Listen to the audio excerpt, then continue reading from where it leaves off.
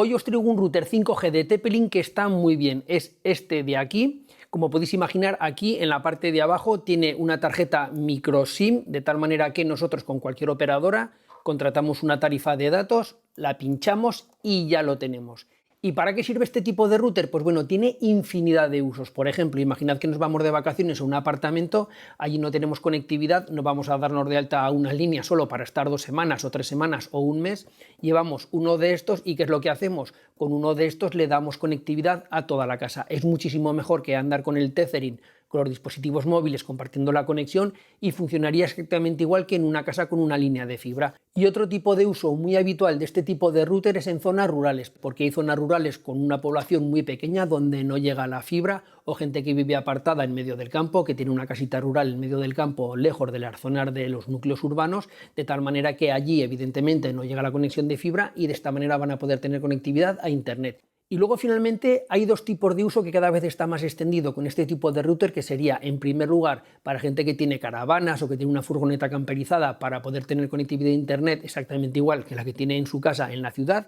Y después, para todo el tema de, por ejemplo, cámaras de seguridad, sensores, cada vez hay más placas solares o instalaciones de placas solares que tienen que estar monitorizadas, o por ejemplo en una granja para monitorizar a los animales. Como vais a ver, también tiene VPN, que en este caso nos va a venir muy bien precisamente para tener una conexión segura a poder monitorizar todo este tipo de instalaciones. Y todos aquellos que tienen instalaciones en zonas rurales o que tienen instalaciones en el campo, por el motivo que sea, que necesitan enviar datos y monitorizar esos datos, pues bueno, con este tipo de router le pones una tarjeta 5G y ya lo tienes solucionado.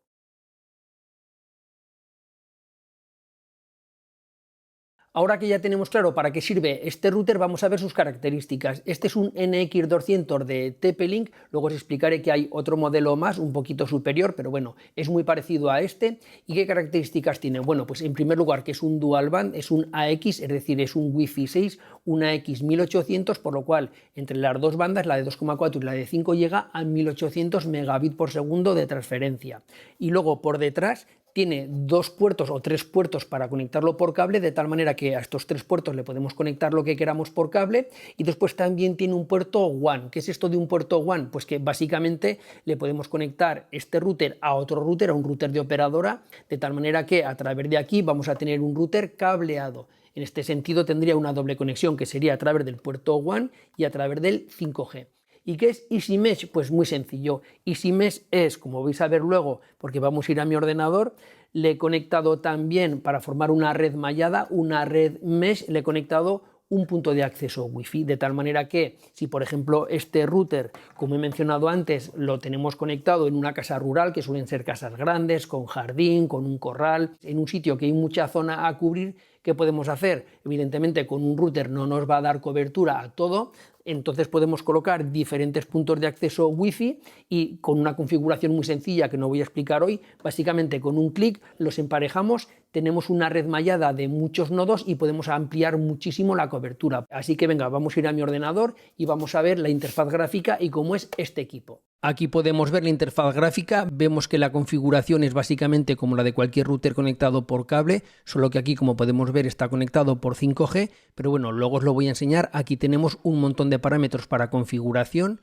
Yo tengo conectados en este momento 6 dispositivos, 6 clientes. Tened en cuenta que eso por tethering con un teléfono móvil sería muy complicado. Y algo también importante es que, como podéis ver, he conectado otro punto de acceso Wi-Fi, he creado una red mesh. Imaginad que fuera en una casa grande, en una casa de pueblo, bueno, como realmente es mi casa, que es una casa de varias plantas, pues bueno, como evidentemente con un único router no tendríamos bastante cobertura, podemos crear una red mesh. Aquí está, añadir dispositivo de malla, podemos colocar todos los que queramos.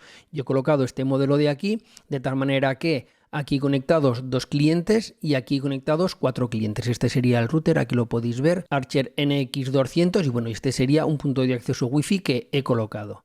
Aquí tendría el resto de la configuración, vemos que tenemos la banda de 2,4, de 5, tendríamos una red de invitados, aquí estaría la conexión WAN si lo quisiéramos conectar a través de cable, evidentemente lo lógico es que este equipo esté conectado a través del 5G y vamos a verlo. Si yo me vengo a internet, aquí veo la configuración, tengo que decir que ha sido meterle la tarjeta de Vodafone y automáticamente él solo se ha configurado, no he tenido que meter ningún parámetro. y aquí podemos elegir qué tipo de datos queremos, si queremos que acceda a 5G, 4G y 3G. Si solo queremos que acceda a 5G, evidentemente porque estamos cerca de una antena de 5G y sabemos que vamos a tener 5G, pero bueno, desde aquí lo podríamos configurar. Y si me vengo a avanzado, para que lo veáis, aquí tendría los datos de la tarjeta SIM, la velocidad de subida y de bajada, la señal con que le llega. Aquí veríamos todos los parámetros en este caso de lo que sería la recepción del 4G, 5G. Algo que también es importante, tenemos aquí los controles parentales, desde aquí podríamos agregar controles parentales. Aquí tendríamos la nube de TP-Link y aquí la malla. Aquí sería para crear la red mallada. Algo importante es que va con eSIM Mesh.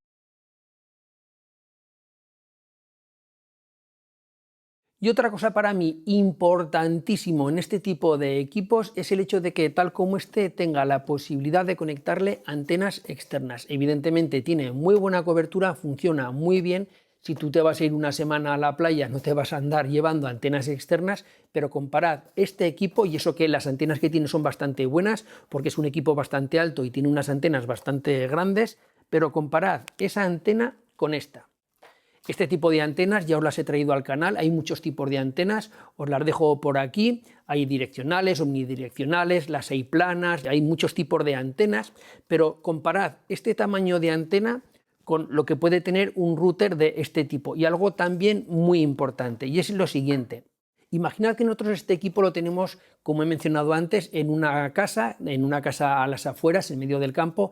Es nuestra única conectividad porque dependemos exclusivamente de este router para tener conectividad dentro de casa. Necesitamos una buena conectividad y a lo mejor tenemos las antenas de telefonía móvil, las tenemos lejos, no tenemos una buena recepción. Y luego además está el inconveniente de que este equipo evidentemente no es de exterior, lo tenemos que tener en una mesa, lo tenemos que tener dentro de la nave, dentro de nuestra casa, por lo cual las paredes también le dificultan el hecho de que, por supuesto, le llegue una buena recepción al equipo. El hecho de poder colocar una antena como esta de aquí, que la podemos dejar fija en el exterior, en el tejado de la nave o en el tejado de la casa, apuntando, dependiendo del tipo de antena que sea, apuntando directamente a la torreta de telefonía móvil, hace que la cobertura gane muchísimo, de tal manera que nosotros tenemos dentro de casa lo que sería el router y la antena la podemos tener de manera exterior. En muchísimos casos no nos va a hacer falta, en muchísimos casos, evidentemente, en la mayoría de los casos, con la potencia que tiene, con las antenas y con la recepción que tiene, es más que suficiente. Pero si estamos en una zona de muy difícil cobertura o necesitamos ganar ese extra de velocidad que nos puede dar una antena exterior, en este caso, con enroscarle aquí una antena exterior, ya lo tendríamos. Aquí lo podemos ver, antenas externas. Por defecto viene desmarcado, lo marcamos, por supuesto aquí tenemos el NAT, para roaming de datos evidentemente para un equipo que está viajando en una caravana o algo así, aquí lo tendríamos y bueno, desde aquí tendríamos todas las configuraciones, incluso podríamos crear perfiles, en este caso si tuviéramos varias tarjetas SIM con varias operadoras, pues bueno, desde aquí se podrían configurar hasta 8 perfiles.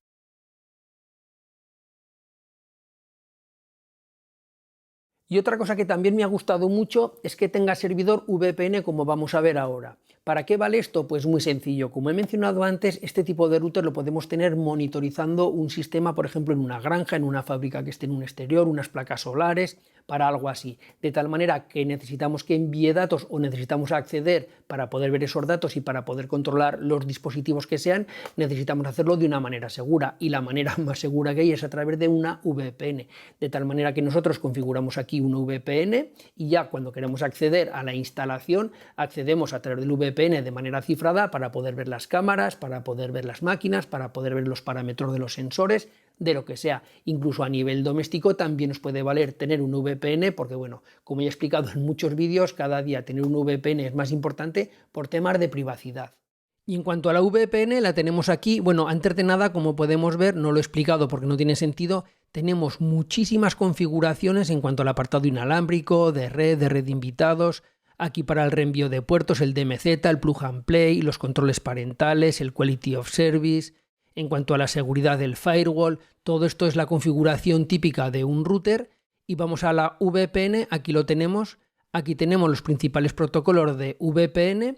Desde aquí lo configuraríamos. En el caso de OpenVPN nos descargaríamos el fichero de configuración. haríamos la configuración, pero antes de nada tenemos que saber que para configurar una VPN tenemos que tener un servicio de DNS, pero el propio TP-Link nos la da. Si nos venimos aquí a red, DNS dinámico, aquí está, el propio TP-Link nos ofrece uno de manera gratuita. Como podemos ver, yo ya lo he creado. Nos tenemos que dar de alta en TP-Link. Si queremos utilizar alguno de DNS, de no IP, uno personalizado, lo podemos hacer, pero bueno, que sepamos que nos da uno gratuito y ya está. Y bueno, una vez que lo tenemos, nos venimos aquí a la VPN y luego desde aquí veríamos las conexiones que tengamos conectadas a la VPN.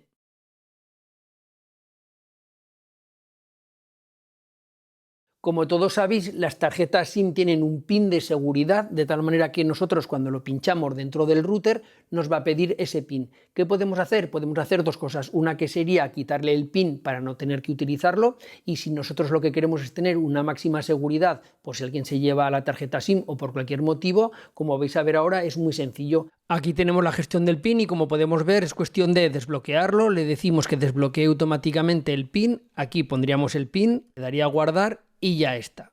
Y este apartado de aquí también es importante porque si tenemos una tarifa de datos limitada, aquí podemos marcar el número de gigas que tenemos disponibles, que nos avise cuando esté un 70, un 80, al porcentaje que queramos, y si queremos incluso que nos avise con un SMS.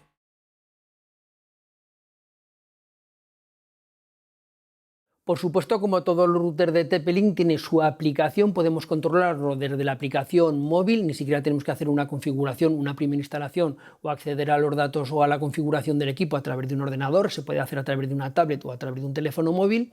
Y luego otra cosa que es muy importante es deciros que teóricamente este equipo podría llegar a descargar hasta una velocidad de 4,6 gigabit por segundo. Y os digo que eso es imposible, no con este equipo, con todos. Ese es el estándar, esa es la velocidad teórica que dan en 5G las antenas, pero por supuesto ni este equipo ni ninguno llega a esa velocidad, y además tampoco tendría sentido porque incluso aunque llegara a esa velocidad, la velocidad que tiene este equipo no es tanto. ¿Por qué? Porque es una X1800. Luego le podemos conectar puntos de acceso Wi-Fi que sean más rápidos, pero siempre estaremos limitados por la velocidad que tiene este. Y luego también tener en cuenta que este tipo de equipos no están pensados para eso, son equipos pensados para tener conectividad, para tener una conectividad para poder navegar por internet, para poder ver Netflix, para poder trabajar en remoto si estamos en una casa, para ese tipo de conectividades, pero no están pensados para tener una conectividad con una latencia y con una velocidad como la que podamos tener, por ejemplo, con una conexión de fibra.